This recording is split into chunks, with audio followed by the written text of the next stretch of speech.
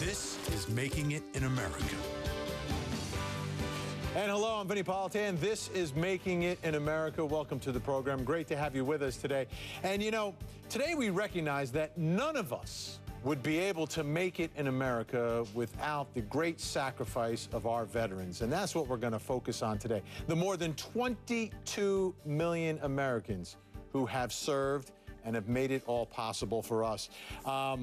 And just like us everyday Americans, you know what? Veterans are struggling to find work when they come home. The October jobs report, I want you to take a look at this, shows that 6.3% of all veterans are out of work. And for post 9/11 vets, the number's even higher, 10%. Come on, we have to do better.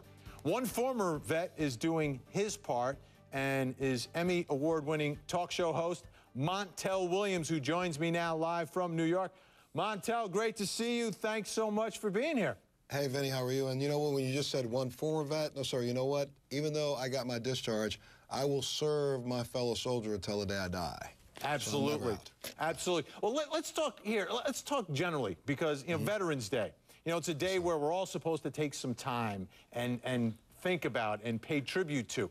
How important is that? I'm telling you, it's so important. Look, this past Saturday night on the Marine Corps birthday, and I say, hoorah, happy birthday to all the Marines out there, like myself, a former Marine. Saturday night, I was with some soldiers, sailors, airmen, Marine, and Coast Guard men in San Antonio, Texas, for a event there, which is a Fisher House fundraising event. They raised over $600,000, but why? Because there's an organization that when family members need to go visit their loved ones, of which we have over 17,000 wounded veterans who all are striving to get back in the game and get back to helping rebuild America, all those guys need help and support, and their family members sometimes don't have a place to stay. So we were at an event supporting them so they could raise money for Fisher House. But why is it so important? Because you said it at the top. Not one thing we do in this country we'd be capable of doing without the sacrifice that they make and are continuing to make every single day. And, you know, we've gotten caught up in the cliche of, I support the troops. It rolls off people's tongues so quickly. But now it's time for action and real action, because these guys are surviving some of the most horrific injuries we've ever seen because we have technology that can help them do that. But once they've survived it, they don't want your pity. They want to be back in the game. They want to go back to work. They want you to give them a job. And too often we get so caught up in the hype of news that we forget that these individuals are all individuals, and not all of them have PTSD. Not all of them are going to cause a problem.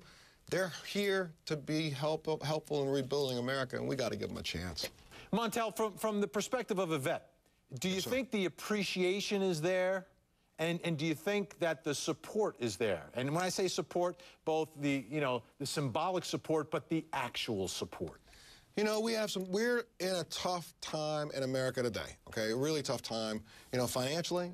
So, yeah, there's some areas where we could do better. And absolutely, when it comes to PTSD, post-traumatic stress, traumatic brain injury, we have to do better. These people have to be a part of our society. But are we doing a good job with organizations like Fisher House and the donations that we get from across the country? Yes. With Wounded Warrior Foundations, yes, we're doing a good job. Is the government doing as good a job as it could? I'm not going to say no. I'm just going to say, how about some ideas to do a better job? One, how about we right now to do the same thing that we did post-Vietnam, post-World War I?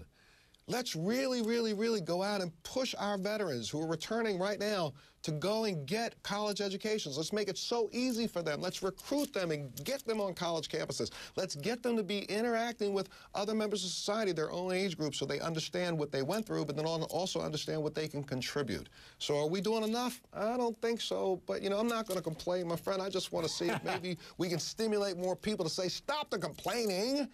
Absolutely. Figure out what you can do. And, you know, Montel, what you're talking about is what we're going to talk about for the next hour, and I know you're not going anywhere. Montel, kind enough to stick around. He'll come back later this hour to share how he's putting big smiles on the faces of our veterans.